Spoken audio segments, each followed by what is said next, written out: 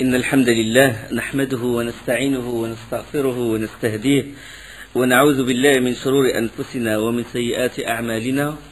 من يهده الله فلا مضل له ومن يضلل فلا هادي له، وأشهد أن لا إله إلا الله وحده لا شريك له، وأشهد أن محمدا عبده ورسوله.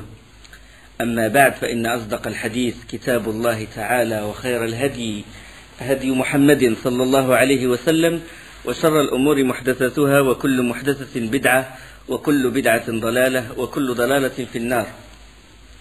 La nouvelle de la mort du prophète sallallahu alayhi wa sallam s'est répandue à Médine. Médine s'est obscurcie par cette douloureuse nouvelle. Comme a dit Anas, il nous décrit ce jour-là, il a dit: je n'ai jamais vu un jour aussi avant, c'est-à-dire pendant les hijra, à la venue du prophète sallallahu alayhi wa sallam, il dit: je n'ai jamais vu un jour aussi lumineux et aussi beau que le jour où l'envoyé d'Allah et Abu Bakr sont venus, arrivèrent à Médine.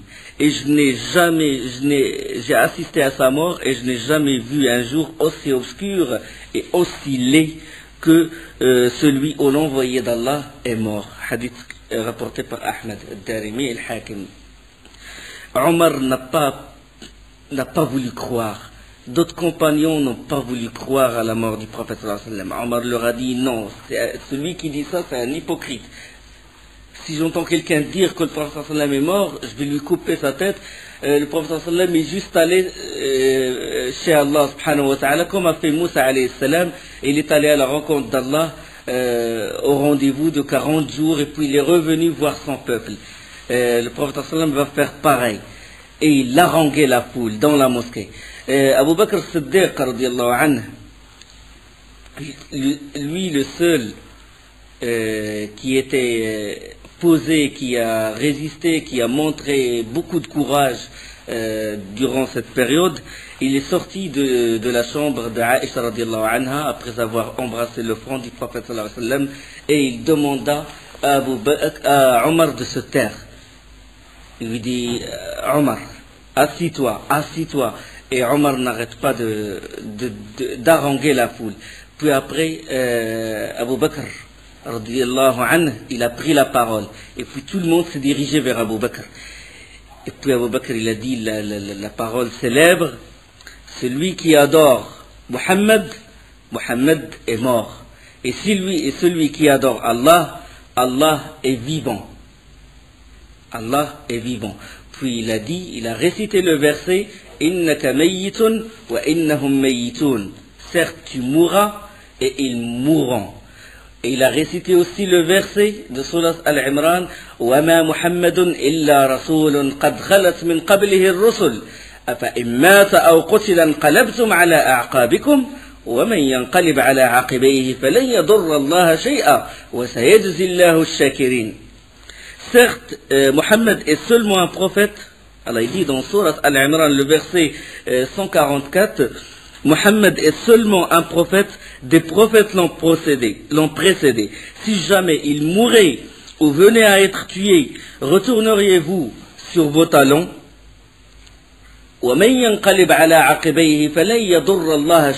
celui qui retourne sur ses talons ne nuira en rien à Allah. Et Allah va rétribuer les reconnaissants. Quand Omar a entendu ça, il s'est senti vide. Et puis il n'a pas pu se tenir sur ses jambes. Et il s'affaissa par terre. Il dit: ce verset-là est dans le Coran, dans le livre d'Allah. Ibn Abbas radiyallahu anhu, il rapporte, il dit: c'est comme si les gens n'ont pas vu ce verset dans le Coran. C'est comme s'ils ne savaient pas qu'Allah avait auparavant révélé au prophète sallallahu alayhi wa sallam ce verset-là. Tellement ils étaient perdus, tellement ils étaient touchés par la mort du prophète sallallahu alayhi wa sallam, que personne n'a pu, ce verset-là n'a pas pu tomber dans sa mémoire. Et seulement Abu Bakr, la vitesse, subhanallah, de l'audace,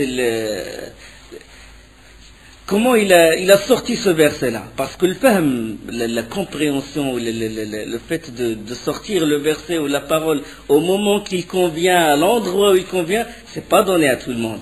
Il y a des gens qui connaissent, ils ont beaucoup d'ilm, mais pour sortir l'argument qui convient à cet endroit, à ce temps-là, et qui est en harmonie avec le cœur de la personne qui est en face, ça, ce n'est pas donné à tout le monde. Et subhanallah, regardez, dans cette situation, il y a beaucoup des scribes, de ceux qui ont écrit la révélation, et ils ont écrit ce verset-là, mais en ce moment, à la mort du prophète sallallahu alayhi wa sallam, personne n'a tenu, c'est-à-dire n'a été raffermi que Abu Bakr radiyallahu anhu. Et puis tout le monde commença à recueillir ce verset-là de Abu Bakr et commença à le répéter. Hadith rapporté par le Bukhari 1241 par l'imam Ahmed. Là, Ali radiyallahu anhu, il s'est retiré dans sa maison avec Zubair ibn al-Awwam. Et d'autres compagnons l'avaient accompagné. Et puis la plupart des Ansar et surtout les Hawsites et aussi les Khazrajites s'étaient réunis dans la grande salle de Saqifa, dans ce qu'on appelle Saqifa, grande salle, on appelle salle Saqifa Bani Sa'ida, la grande salle de Bani Sa'ida. C'est une salle qui appartenait à un clan qui s'appelle Bani Sa'ida. Et ils se sont réunis dans cette salle. Et il y avait avec eux Sa'd ibn Ubada radiyallahu anhu. C'était lui le chef. C'était même le chef avant la venue de l'islam, c'était lui le chef des Ansar. Et Omar radiyallahu anhu, il se tourna vers Abu Bakr et il lui dit il faut qu'on aille voir nos frères parmi les Ansar pour voir ce qu'ils sont en train de faire. Et en chemin, ils rencontrèrent certaines Ansarites, des compagnons du prophète sallallahu alayhi wa sallam, et ils leur informèrent qu'ils sont en train de parler de qui va succéder au prophète sallallahu alayhi wa sallam, qui aura l'autorité après lui.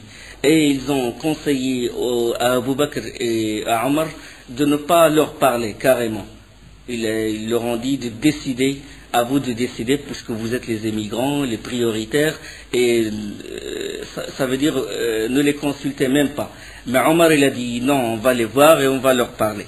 Et alors quand ils rentrèrent dans la Saqifa, dans la grande salle, Omar a vu Sa'd ibn Ubada entouré dans son manteau et étendu. Et il a dit aux compagnons, c'est qui cette personne? Ils ont dit Sa'd ibn Ubada. Il a dit qu'est-ce qu'il a? Ils ont dit il est souffrant, il est malade. Mais eux, c'était les Ansar, ils ont voulu que c'est Sa'd ibn Ubada qui soit le calife après le prophète sallallahu alayhi wa sallam, qui a l'autorité. Ils prirent place dans la salle, Abu Bakr et Omar et Ubayd ibn al-Jarrah. Abu Bakr était assis entre Omar et Ubayd ibn al-Jarrah radiyallahu anhu. Et un auxiliaire qui est l'orateur du groupe, l'orateur des Ansar, se leva et entama un discours. Il loua, il a dit Alhamdulillah, Alhamdulillah, wa salatu wa salam ala rasulillah et tout, il loua Allah, il multiplie les louanges. Et puis il dit, il commence ainsi, il dit nous sommes les Ansarullah, ça veut dire les auxiliaires d'Allah, et nous sommes la force combattante de l'islam. Parce que c'est les Ansar qui ont fait le pacte de l'Aqaba, le deuxième pacte de l'Aqaba avant l'émigration, comme quoi ils défendent le prophète sallallahu alayhi wa sallam, comme ils défendent leurs enfants et leurs femmes. D'accord? C'est ce qu'on appelle le pacte du djihad. Donc il a dit, nous sommes Ansarullah, les auxiliaires d'Allah, et nous sommes les combattants de l'islam. Et il a dit, et vous, ô immigrants, vous êtes des nôtres, puisqu'un groupe de votre peuple est venu se joindre à nous. Ça veut dire qu'il veut montrer la priorité des Ansar. Et puis, il loua quand même, il remercia les émigrants, les muhajirines, mais il dit, voilà qu'un groupe d'entre vous est venu nous écarter, est venu nous retirer de cette affaire. Ça veut dire l'autorité, la khilafa. Et puis Omar il a dit, j'ai préparé dans ma tête un discours. Je l'ai embelli dans ma tête et j'ai enlevé tout ce qui peut, toute la virulence. Et on sait qu'Omar al-Khattab est virulent.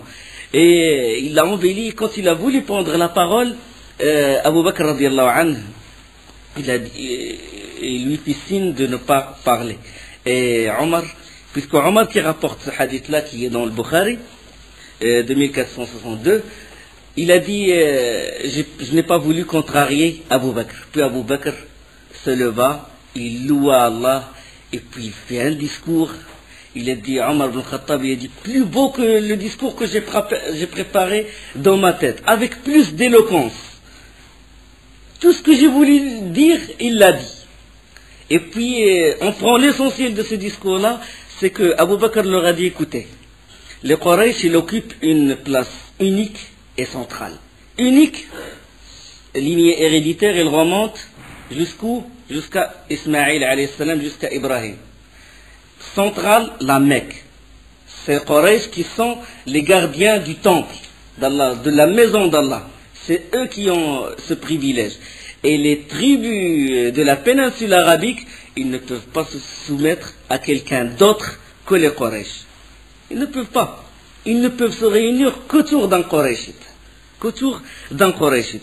Et puis, pour conclure, il prit la main de Omar et il prit la main d'Ubayda ibn Abi Jarrah, Abu Ubayda ibn al-Jarrah. Et puis il a dit, je vous offre l'un de ces deux hommes. Faites allégeance à celui que vous voudrez. Et puis Omar ibn Khattab, il a dit, je l'ai détesté de son discours que ça. Il me choisit moi.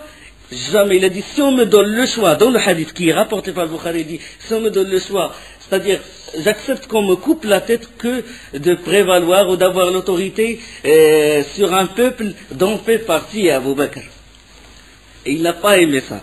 Et puis, certains ansars dirent, on choisit parmi nous un émir et parmi vous un émir. Et puis les voix se levèrent et puis Omar ibn Khattab intervint et il a dit, c'est Abu Bakr qui est prioritaire. Il a dit, écoutez, l'envoyé d'Allah a ordonné à qui de diriger la prière? Moro Abu Bakr falyusalli bin nas. Quand il a voulu se lever pour diriger la prière et qu'il s'est évanoui 3 fois, il a dit, demandez à Abu Bakr de diriger la prière. Alors qui peut faire le pas sur Abu Bakr? Qui peut diriger la prière et qui peut être l'imam sur Abu Bakr? Alors que l'envoyé d'Allah l'a recommandé, il l'a choisi comme notre imam. Tout le monde, la foule, les Ansar al-Muhajirin, ils ont dit, on choisit ce que le prophète sallam a choisi pour nous comme imam, on le choisit comme grand imam. Hein? Il était notre imam dans Salat, il va être notre imam dans l'ensemble, ça veut dire la grande imama. Et là, il a dit, quand Omar ibn Khattab a dit, s'il en est ainsi, qui peut faire l'imam? Et alors que Abu Bakr est derrière lui, ils ont dit, Allah ne plaise, on choisit Abu Bakr radiallahu anhu. Et puis Omar prit la main de Abu Bakr, il fit le pacte d'allégeance, et puis Abu Ubayda, il se leva, il fit le pacte d'allégeance, et puis les immigrants, l'Ansar, ils commencèrent à se précipiter, à encercler Abu Bakr et à se précipiter au point de piétiner Saad ibn Ubayda. Au point de le piétiner. Radiallahu anhu. Et puis le lendemain, Abu Bakr radiallahu anhu se tenait sur le minbar. Omar se leva et s'adressa aux fidèles et puis il leur demanda de faire allégeance là, parce que dans la salle il n'y avait pas beaucoup de... c'est une grande salle, mais il n'y avait pas beaucoup d'immigrants, il n'y avait pas beaucoup d'Ansar. Mais là, dans la mosquée du prophète sallam, sur le minbar, Omar ibn Khattab radiallahu anhu, il a demandé aux fidèles de faire pacte d'allégeance à Abu Bakr. Et il évoqua les mérites de Abu Bakr. Il a dit, Sahib Rasulillah, le compagnon. Parce que le seul, dans tout le Coran, le seul qui porte qui a ce privilège d'être le compagnon du prophète sallallahu alayhi wa sallam dans le Coran, c'est Abu Bakr. Hein? Il dit li sahibihi, quand il dit à son compagnon. Allah il révèle le prophète sallallahu alayhi wa sallam et il juge qu'Abu Bakr il est le compagnon. D'accord? Donc par le Coran, il a dit Sahib Rasulillah. Le deuxième des deux quand ils étaient dans la caverne de Tour. Et alors là, Abu Bakr radiallahu anhu, il a loué Allah, il a remercié Allah, et puis il s'adressa aux fidèles. en ces termes. Il dit aux gens, j'ai reçu l'autorité sur vous et je ne suis pas le meilleur d'entre vous. Radiallahu anhu. Il a dit, mais il est le meilleur. Il a dit, je ne suis pas le meilleur d'entre vous. Il a dit, si j'agis bien, aidez-moi. Si j'agis en mal, corrigez-moi. As-sidq amana. La véridicité, c'est un dépôt. Wal-kadhibu khiyana. Et le mensonge, c'est de la traîtrise. Wad-da'ifu minkum qawiyyun 'indi. Le plus faible d'entre vous, parmi vous, avec moi il est fort. Jusqu'à ce que je lui rende son droit. Jusqu'à faire respecter son droit. Wal-qawiyyu fikum da'ifun 'indi. Et le plus fort d'entre vous, il est faible quand il est à côté de moi. Jusqu'à ce que je lui arrache ses droits. Quelle justice. Quelle justice. Radiallahu anhu. Il a dit, quand il dit ça, il dit Inch'Allah, si Allah le veut. Et il a dit, radiallahu anhu, obéissez-moi aussi bien, aussi longtemps que j'obéis Allah et son envoyé. Obéissez-moi. Il a dit, s'il m'arrivait de désobéir à Allah et à son envoyé, vous ne me devez pas d'obéissance. Et puis il a dit, Qawmu ila salatikum yarhamukumullah, relevez pour faire la prière, qu'Allah vous soit miséricordieux. Hadith rapporté par Abdul Razzaq et par Ibn Ishaq, Ibn Sa'd, Tabari, avec un bon isnad. Dans un autre hadith rapporté par l'imam al-Hakim et al-Bayhaqi, Zayd ibn Thabit, radiallahu anhu, Zayd ibn Thabit, il dit, l'envoyé d'Allah fait partie des émigrants. Et nous sommes les Ansar, les auxiliaires.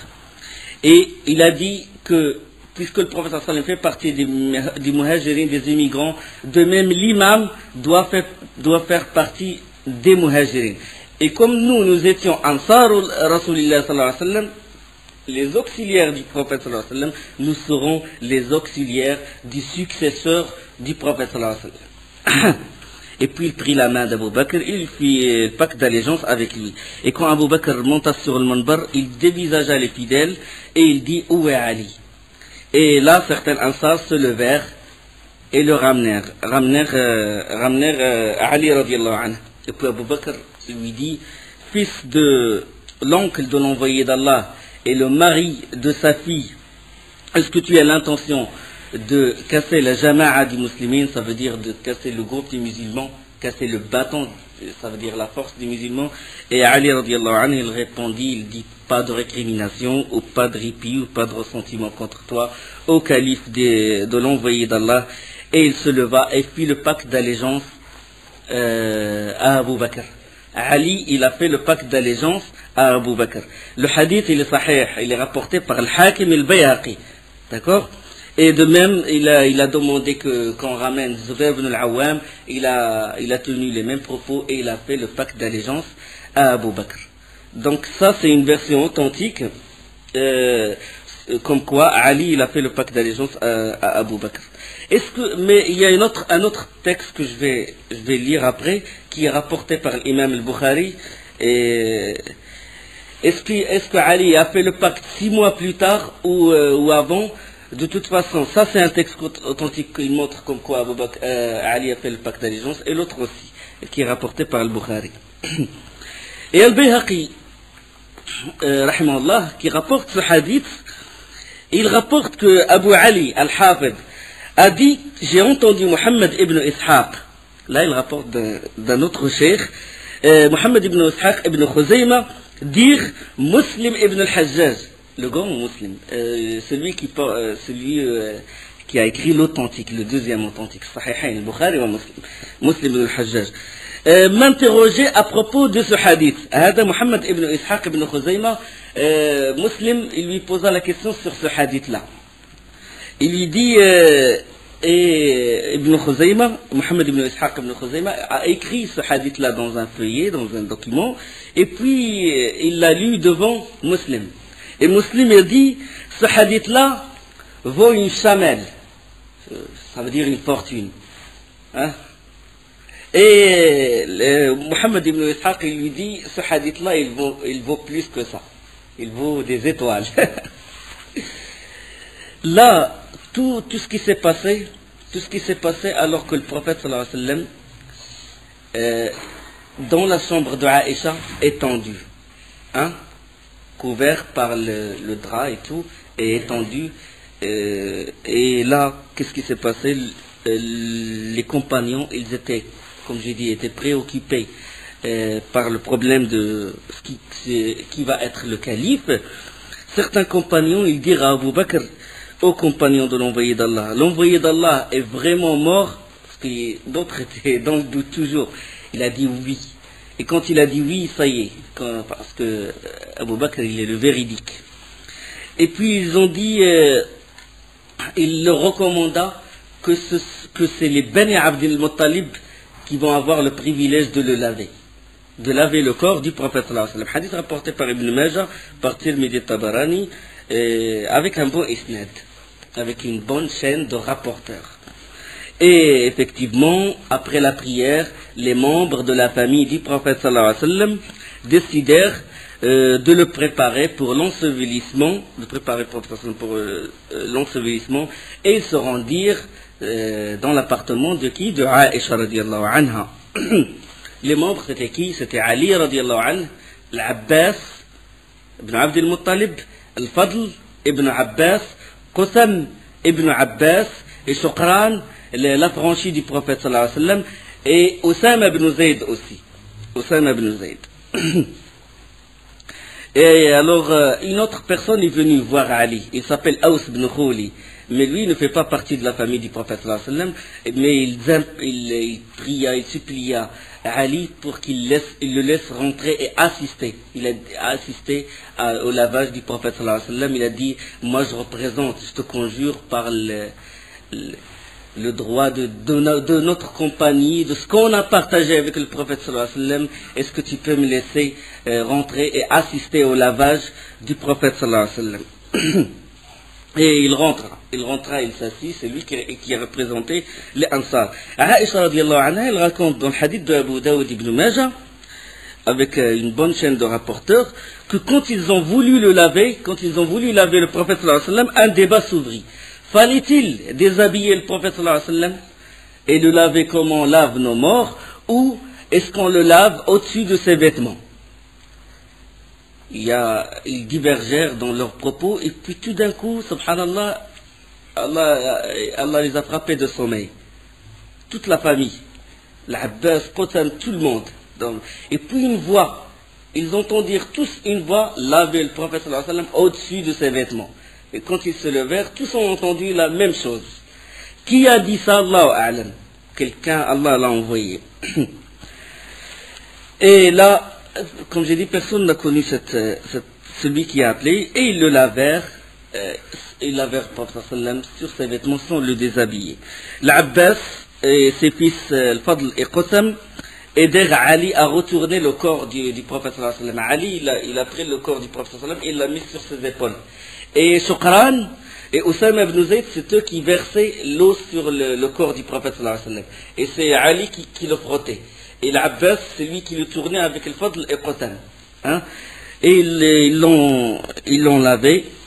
Et puis Ali radiallahu anhu, il a dit, plus cher que mon père et ma mère, quand il avait le prophète sallallahu alayhi wa sallam, il dit, quand ils sont bons dans la vie comme dans la mort.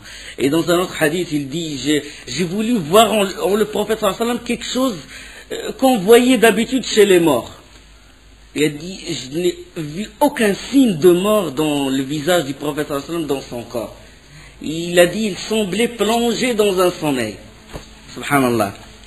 Et là, on l'enveloppa dans trois linceuls, trois draps blancs et en coton, et qu'on entoura autour du prophète sallallahu alayhi wa sallam, ni chemise, ni turban. Donc le hadith est rapporté par l'imam Muslim, selon Aïcha radiallahu anha. Et là, la place où on devait l'enterrer, il suscita aussi une divergence. Où va-t-on l'enterrer? Va-t-on l'enterrer dans le Baqi', la cimetière de Baqi', peut-être près de Kalsoum, ou près de Ruqayya, ou près de son fils Ibrahim? Où va-t-on l'enterrer? Et là, ils s'en remettèrent à Abu Bakr, le plus savant. Et il dit, j'ai entendu l'envoyé d'Allah dire quelque chose que je n'oublierai jamais. Aucun prophète ne meurt sans être enterré à l'endroit où il est mort. Aucun prophète ne meurt sans être enterré à l'endroit même où il est mort. Il a dit creuser la tombe à l'endroit où se trouve sa couche. Hadith rapporté par Tirmidhi, 1018, il est renforcé par d'autres chaînes d'autres hadiths. Dans une autre version, qui renforce bien sûr celle-ci, il dira à Abu Bakr, doit-on enterrer l'envoyé d'Allah? Il a dit oui. Où va-t-on l'enterrer? Il a dit à l'endroit où Allah a pris son âme, car Allah n'a pris son âme que dans un endroit, que dans un bon endroit. Le hadith rapporté par Ibn Majah. Et là, un autre débat s'ouvrit à propos de la façon de creuser la tombe. Comment on va creuser la tombe? Et certains Ansar, certains Muhajirin, ils levèrent les voix à côté du corps du prophète sallam, et Omar radiallahu anhu, il a dit, ne levez pas vos voix sur le prophète sallam, vivant ou mort, il ne faut pas lever votre voix. Et puis après, qu'est-ce qu'ils ont fait? Ils se consultèrent et convinrent d'envoyer à 2 hommes qui creusent les tombes. 2 hommes qui creusent les tombes. L'un d'eux, il fait ce qu'on appelle l'ahd. L'ahd, ça veut dire creuser comme ça, verticalement, et puis creuser en horizontal, comme ça, ce qu'on appelle l'ahd. L'autre, ça c'est ce qui se fait en Orient. Et l'autre, il fait ce qu'on appelle shaq. Shaq, c'est en général le Maghreb, le Maroc, l'Algérie, la Tunisie, ils font shaq.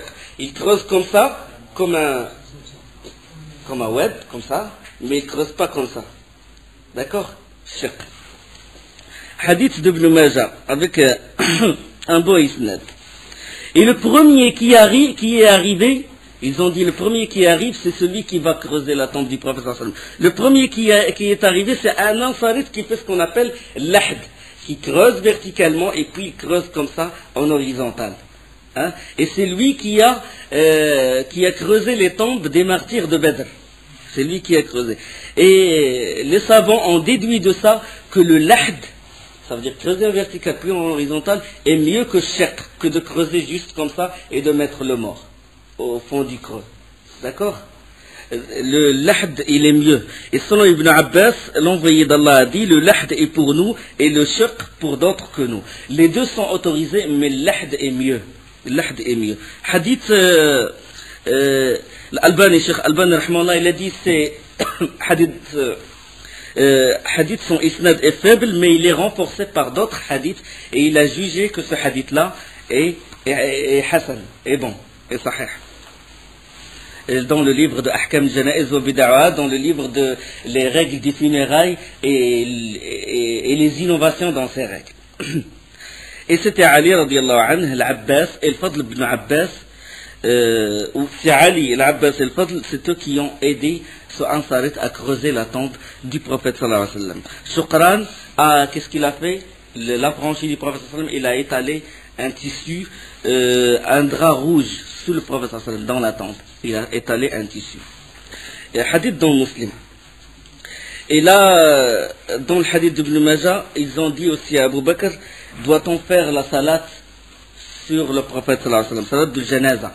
Et il répondit, connaissant la science d'Abu Bakr radiallahu anhu, il a dit oui. Et ils ont dit comment faire? Qui va être l'imam dans cette salat? Qui va faire la salat sur le prophète? Il a dit les groupes doivent rentrer successivement et chaque groupe il fait le takbir, il fait la salat sans imam. Sans imam. Ils le font individuellement. Et puis chaque groupe priait sur le prophète sallallahu alayhi wa sallam. C'était un groupe de 10, ils prièrent individuellement, pas en groupe, individuellement, et ils sortent et l'autre groupe il vient.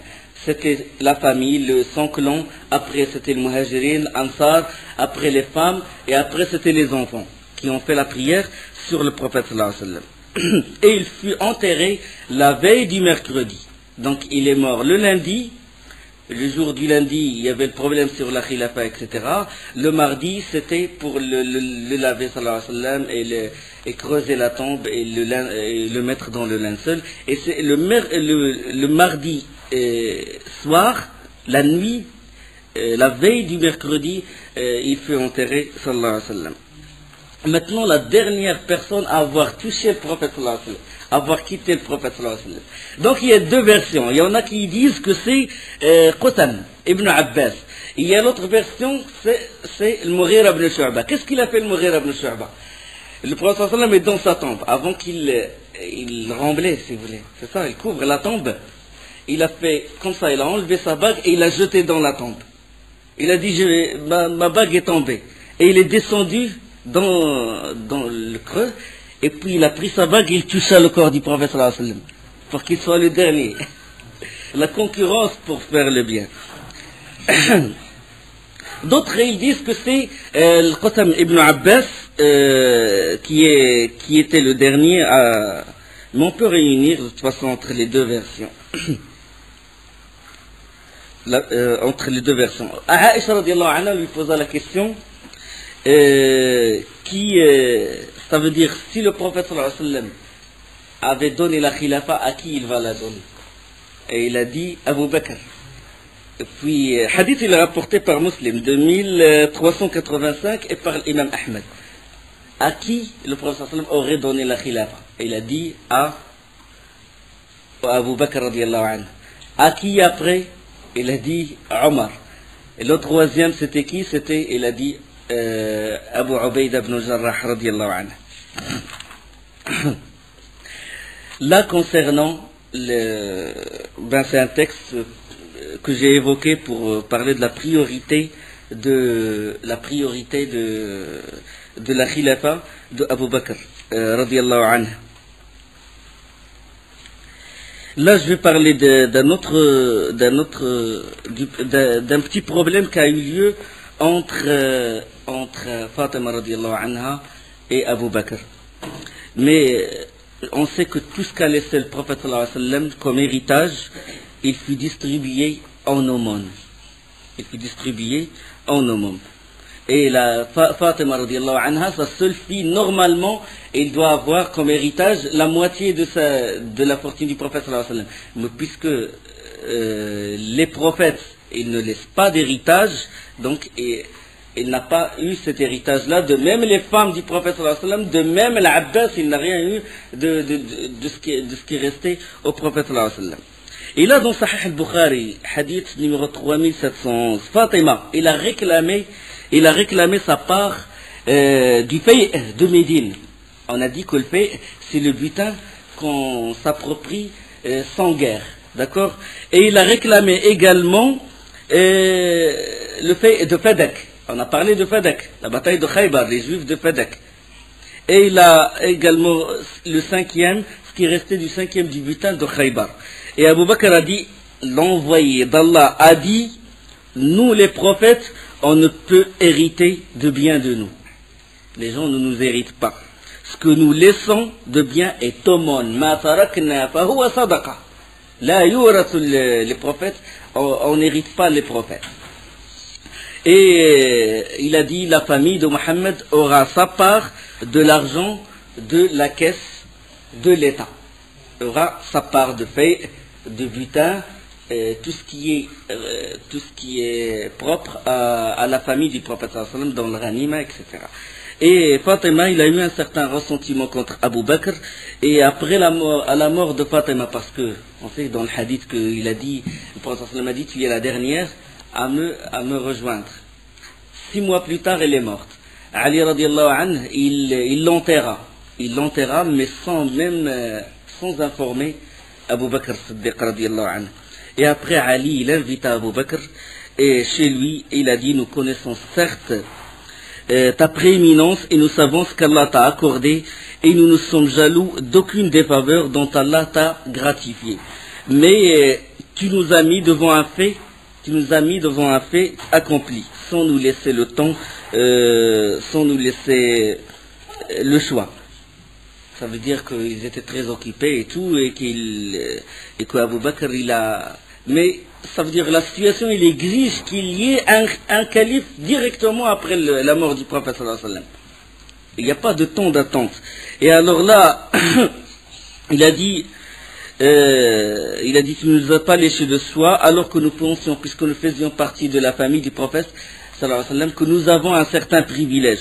Et puis, à cet instant, les yeux d'Abu Bakr, ils se remplirent de larmes, et il dit, par celui entre les mains, duquel repose mon âme, je souhaite bien plus être en harmonie avec la famille, avec la parenté de l'envoyé d'Allah, plutôt que d'être en harmonie avec ma famille à moi.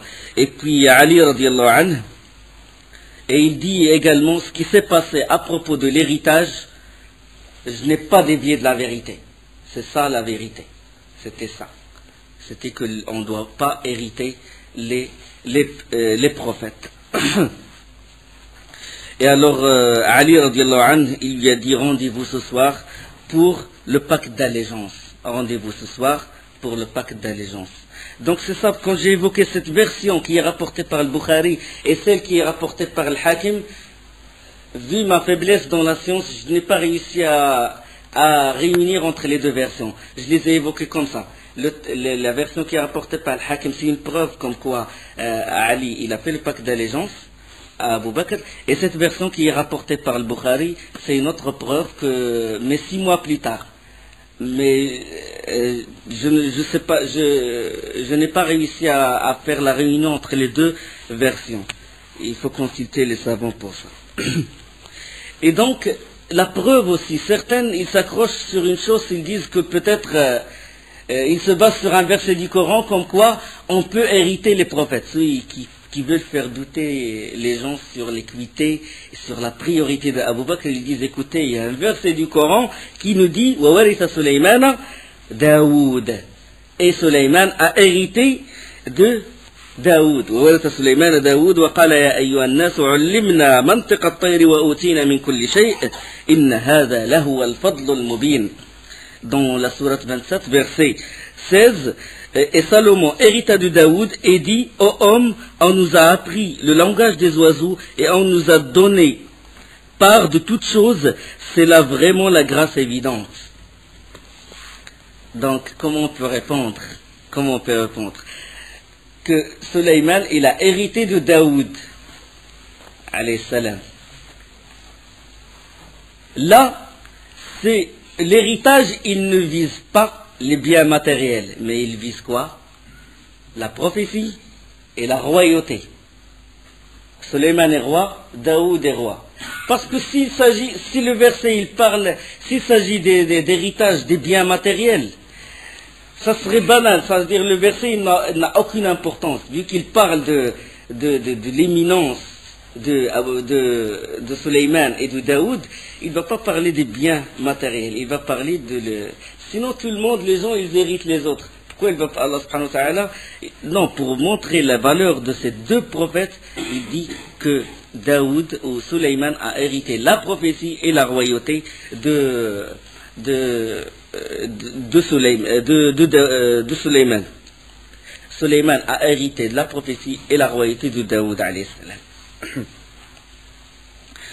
Comme vous connaissez le hadith, il se trouve dans Riyad Salihin, il est hadith de Abu Darda qui est rapporté par Abu Daoud. Les ulama warathatu al-anbiya, les savants sont les héritiers des prophètes. Et les prophètes n'ont pas laissé d'héritage ni dinar ni dirham. L'anbiya ma warathu dirhaman wala dinar. Or les prophètes n'ont laissé en héritage ni dinar ni dirham, mais ils ont laissé l'ilm, la science. Subhanakallahumma bihamdik, ashhadu an la ilaha illa ant, astaghfiruka wa atubu ilayk.